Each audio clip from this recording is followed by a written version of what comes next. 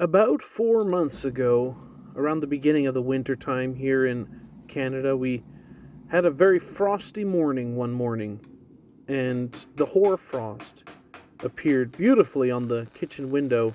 We have a single pane kitchen window, and that gave me the inspiration for this pattern, which I call the Hoarfrost pattern.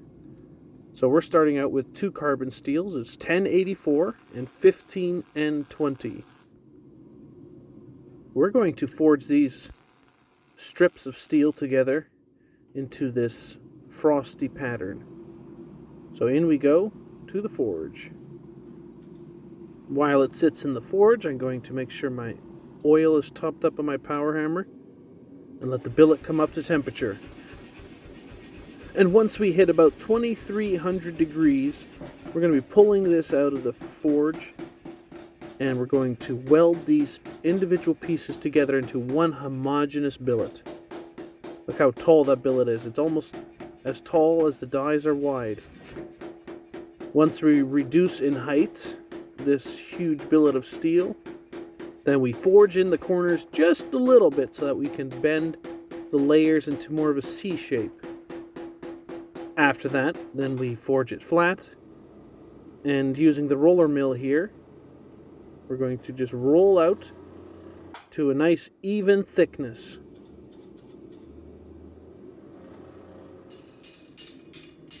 Once it's rolled out, just a little simple straightening needs to happen.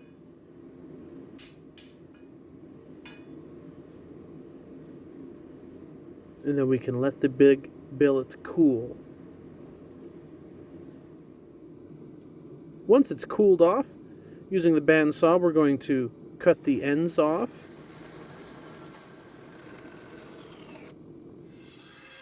And we're going to clean the billet.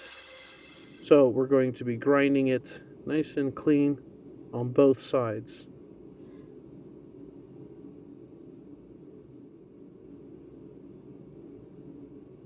We have a total of 10 sections on here.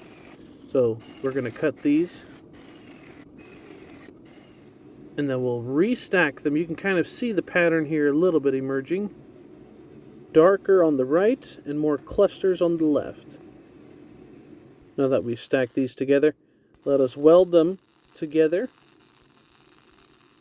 We're going to put a handle on it.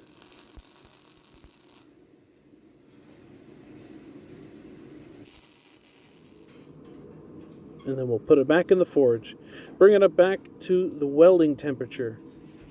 Once we hit that temperature, back under the power hammer to set those welds and make sure that all the layers again become one homogeneous piece of steel.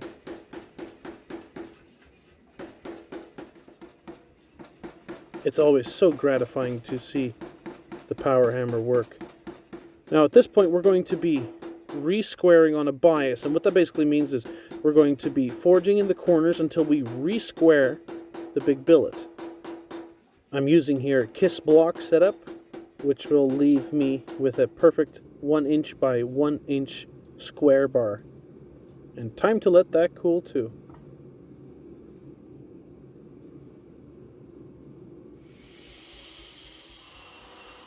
For this, we're going to clean up 2 sides, 2 adjacent sides.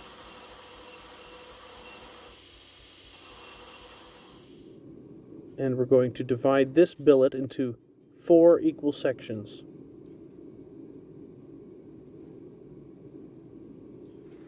My bandsaw is such a used tool in my shop. I use it just about every single day. Now here's the important part. All these pattern pieces, they mirror each other. And we're left with the darker centers. And now we put the billet back in the forge and bring it up to welding temperature once again. Now this is called a 4-way weld. And with a 4-way weld, you really want to keep the billet moving. Now this is always important with mosaic bars already, because you want to forge it equally from all 4 sides. Then you'll have as little distortion as possible, and you'll be able to control how the layers will look. Again, we're putting in that little kiss block. That'll just keep that 1-inch space between the power hammer dies. Again, turning it a quarter turn every single pass. Let's let that billet cool.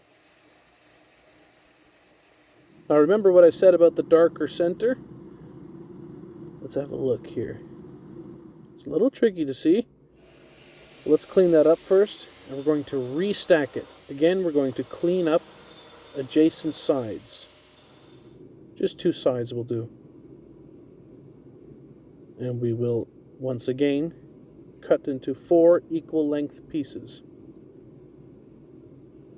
Number them out so you know where they all were in relation to each other.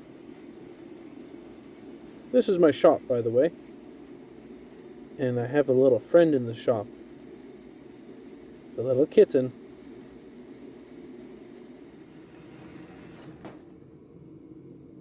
So let's cut those 4 pieces. They mirror each other again. And once again, we have another 4-way weld. So back into the forge, bring it up to forge welding temperature, and forge weld these under the power hammer. So basically forge welding means sticking the pieces hot together so that it becomes one homogeneous piece of steel. Again, quarter turn every single pass.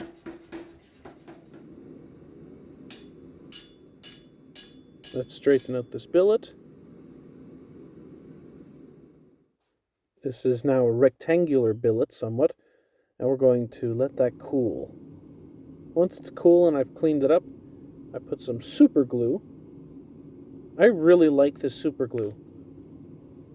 It's by a company called C Corp, and it holds really, really, really good. You can buy it in all different quantities.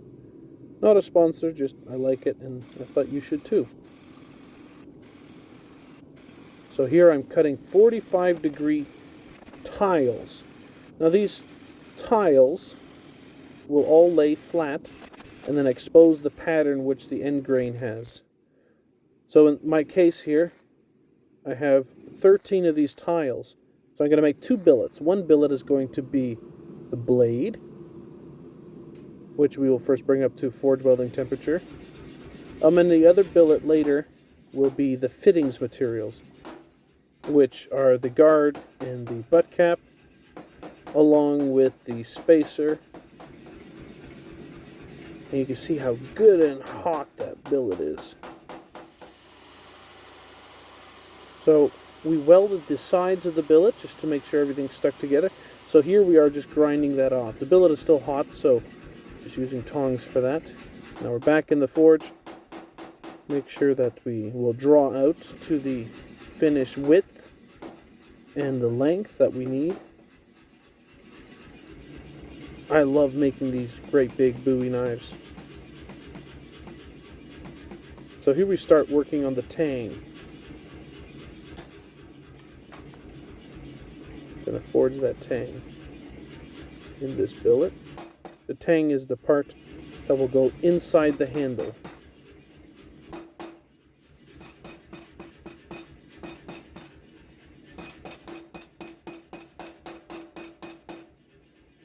The power hammer makes light work of everything. It has a 40-kilo ram and hits very, very hard. It hits much harder than I'll ever hit. So at this point, I'm cutting a 45-degree angle on the end of the billet. And what this will allow me to do is it'll allow me to curve the pattern along the cutting edge. If you imagine, we have little diamonds of pattern of this hoarfrost pattern going down the blade, and by bending the tip up like this, it will flow just beautifully up along the cutting edge and along the belly into the tip. So some micro adjustments here and there. This is just a light 1 3/4 pound hammer. And you have really just nice control over your hitting. And as the billet is cooling, just make sure we do some careful hits, and then we're going to just let it slow cool. After a number of kiln cycles, this billet is fully annealed, and we're going to surface grind.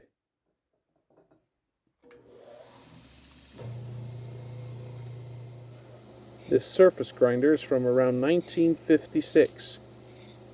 And the beautiful part of this machine is that it has an auto feed. So I can turn the pump on, turn the wheel on, and it will do all the work for me. And I can look at it go back and forth and back and forth.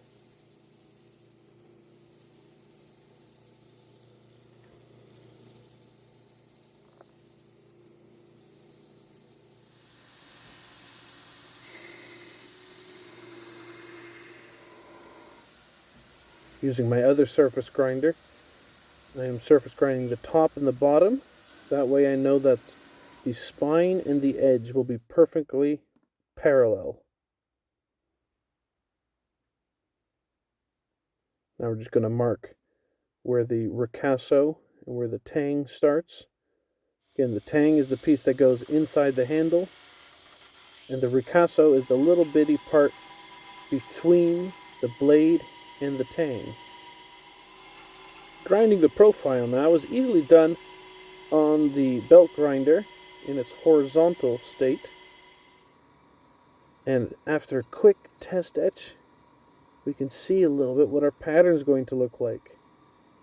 The Hoarfrost pattern. So we're putting on the big MIRT file guide. What this will do is it's like a clamp, and it has carbide faces. So I can use a milling machine to grind a little step in right behind the Ricasso.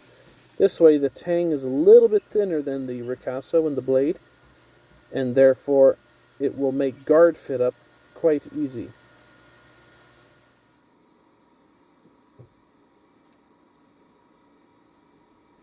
Once I have filed the shoulders down, I use stones to carefully stone the shoulder nice and square, nice and flat. What a great pattern. Alright, now at this point, keep in mind the knife is still not hardened. I will be engraving my initials, my touch mark, with my fiber laser. And because we're going to be putting gold in my initials, we're going to use this tiny little chisel to undercut all the letters and the little maple leaf. What this undercutting does is it allows me to, when I put the gold in, that the gold will go underneath and in and around these little hooks and notches and barbs, and the gold will be permanently in place. So the gold will never fall out. So here I am pushing the 24 karat gold wire into place. Gold has gotten a little bit pricey lately, so I don't use as much gold sometimes as I'd like.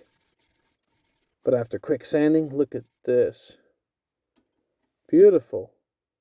JVB with a maple leaf. And now it's time for hardening. I'm using a product here called Condorcel. And Condorcel is an anti-scaling compound. What happens during heat treatment is when the steel comes up to the austenitizing temperature, that means the temperature at which it is hardened, then the surface will oxidize.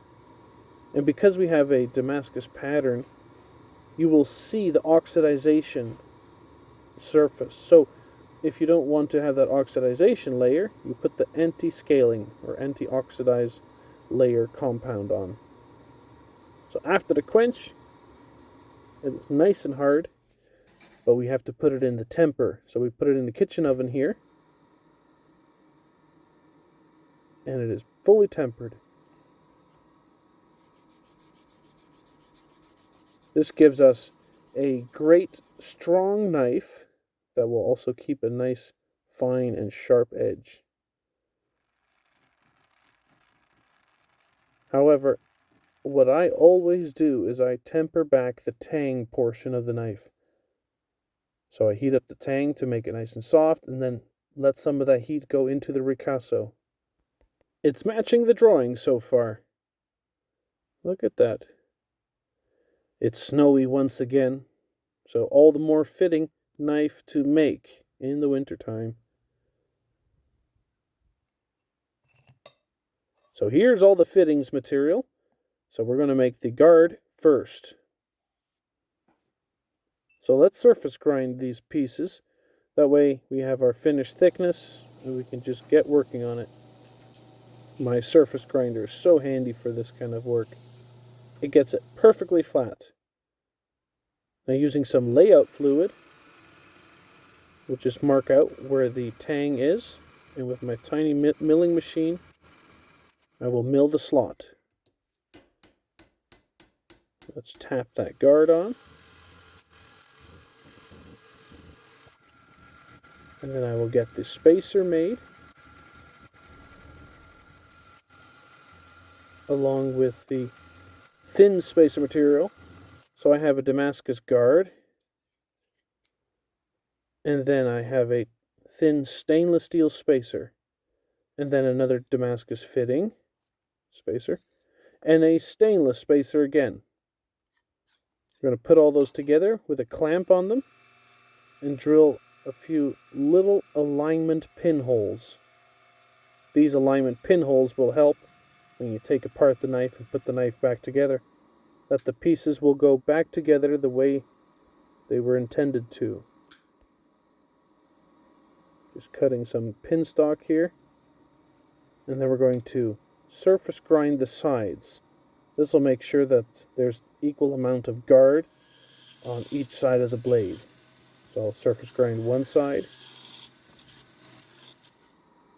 and the other side. Now using some layout fluid again, we're going to scribe some lines, the top and the bottom of the Ricasso. These are important lines to mark out because you want your handle width to be the exact same as the Ricasso height. Staying with this frosty theme, I have this beautiful block of mammoth molar. This mammoth molar comes out of Siberia. It is absolutely beautiful. It has a rich dark blue color. It is natural tooth. And it's quite hard, though not quite as hard as stone. To make the slot in the handle, I need to use my carbide bit and my milling machine. This is hard enough to work on this material. Because it is quite hard and chippy, you want to take your time. That fits beautifully. The next step here is to grind on the very end of the tang a nice little round rod. And once we polish that rod there a bit, then we can thread it. So we're going to use a little bit of cutting oil and cut those tang threads. And now we're going to make the back spacers and the butt cap. And now we're ready to bed the tang. Now bedding the tang is filling the handle with epoxy, but coating all the other parts with a Vaseline. This way, once the epoxy is poured inside the handle, then you can assemble the entire knife. And right when the epoxy is cured, you can pull it all apart, because the epoxy won't then stick to the Vaseline. So here we are snugging it up. And just a little over half an hour later, we're going to pull this apart. So it's kind of tough, boom. The epoxy is not quite fully cured, so we're going to leave it dry overnight. But we're going to pull everything apart to make sure that no epoxy is stuck to everything, now that everything is still a little gummy. Now we're going to drill some alignment pinholes in the butt cap and back spacer, and make sure we drill them into the handle as well. Again, these little pinholes, which will take nice pins, are so that we can assemble and disassemble, reassemble the knife as many times as we like, and we'll always know which way it needs to go back together.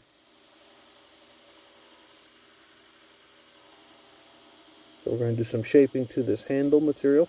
Again, it's quite hard, so you want to use good, crisp, fresh abrasives. I'm using here a 120 grit belt to start. I'm going to round off all our fittings. We have a more elliptical look on the butt cap.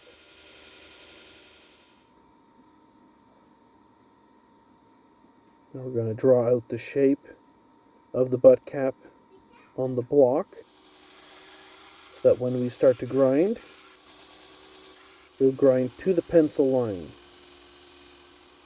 You have to be real careful here. You don't want to grind too far, otherwise the handle will look a little sad. Now we're going to use a scallop belt here. We're going to blend in all the little lines and facets that we made. We're going to have a beautifully sculpted handle. It's going to fit so nice in your hand. What a great finish off the belt. That's just beautiful. Alright, now we're going to grind the blade. So I got a center line scribed on the blade, a crisp new Norton 36 grit belt, which I love for grinding my blades. And starting off first with the pre-bevel. So I have this 15-degree block, which I use to grind almost like a Scandi grind. What that will do is when I grind the full flat bevels, it will keep the very edge off of the belt and it won't risk overheating the edge. Look at the shower of sparks. So now that we have the flats ground, we're going to be using this waterfall platen. I saw this first by a maker named Kyle Royer. He was using the waterfall platen and I quite like the idea. So we're going to start the hand sanding now. This always takes a little bit of time, but once you spend a good bit of time, it becomes just very beautiful. Now we're going to round off that heel. This is the blade heel portion. Also at this point, we're going to be grinding the clip. So we're going to grind the swedges on the clip point. The typical Bowie knife look. So it's going to have a false edge. It won't be sharpened on the top. And then we'll hand sand those as well, along with hand sanding the bottom of the Ricasso and the heel. And at this point, we're going to grind to shape the butt cap. So first with a coarse belt, and then with a little finer belt to remove the scratches from the coarse belt. Make sure we refine the shape very accurately. And then we hand sand it. So for the handle, I always like to do one part at a time. Here we are working on the guard. As is the case with a lot of my work, I love to add clamshells. And if you've watched some of my other videos, you know how I make the clamshells. First I cut these wee little lines, and then using this 3M Scotch-Brite wheel, going to refine those lines, and then round them over ever so slightly. Now some more sculpting on the guard. The small wheel attachment is very, very handy for that. Recently I discovered that I am getting older and I start needing some magnifying glasses, so there you go. I am 26 years old and my eyes need a little bit of help already. So we're going to bend that guard forward. This is the top lug of the guard. So we want to have that classic S shape. for this part, I use my Knipex pliers wrench. Now, the pliers wrench has very smooth jaws, non-marring, and the jaws always stay parallel. Again, not a sponsor. A lot of these companies, they want to sponsor my videos, but I've refused basically most sponsorships. I want to keep this just a channel for fun. Don't want to make it so corporate. Again, we're going to dip these in the Condorcel to keep the oxidization from forming during heat treatment. So let that hang dry. Put it in the kiln. Once it's up to temperature and it's soaked there for about 5 minutes, we're going to take it out and quench it in oil.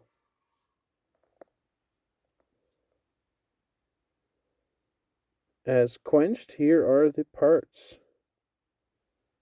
And it's important that they are hardened and tempered like the blade, because then the pattern contrast will look the same on both. Time to etch the blade. Oh man, this is beautiful. Alright, back into the acid. Once we've got the correct depth, we'll take that to the shop there. Brr, it's cold out.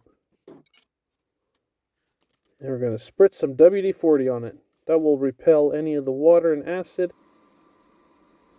And then we're going to hand sand the handle. So using some 1200 grit Rhino wet sandpaper. We're going to make sure that everything is so perfectly scratch free. And we're going to do the exact same to the blade and all the fittings. Everything's going to be completely hand sanded to 1200 grit.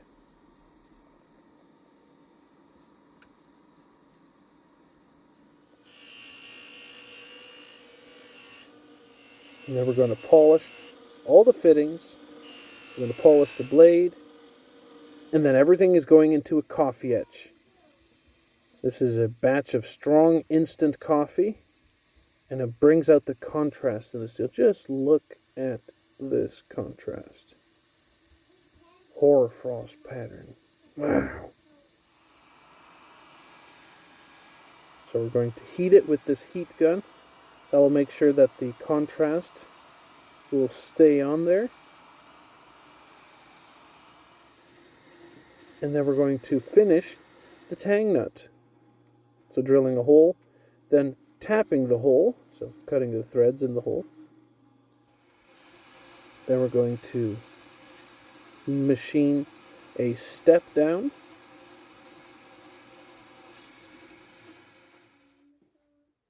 And after a number of other steps, we have our finished, polished finial nut.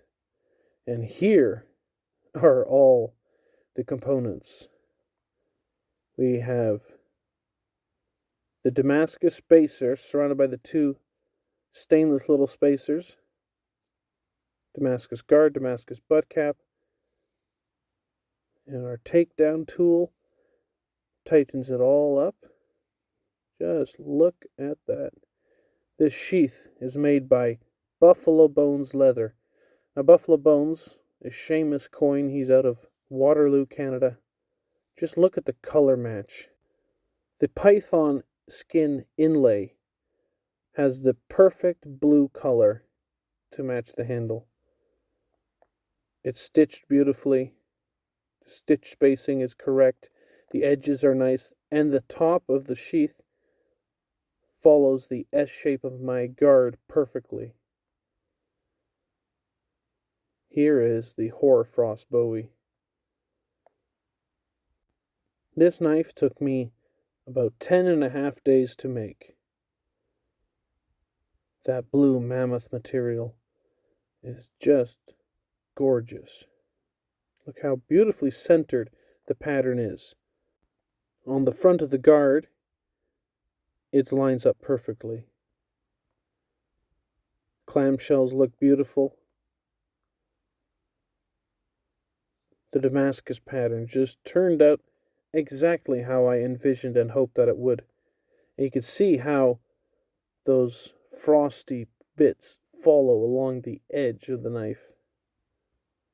The gold logo looks great.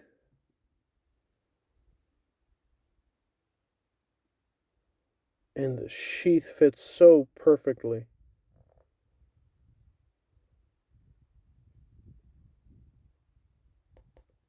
For those collectors who have 15 or more Bowie knives that are all the same size, it is really nice when the sheath matches the knife.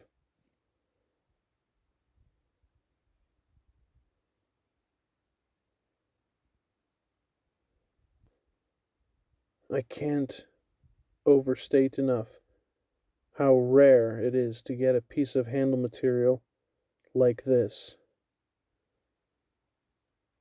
Its consistency is beautiful. Left and right side. Look how nice that goes together. Go follow Buffalo Bones on Instagram. He does magnificent work.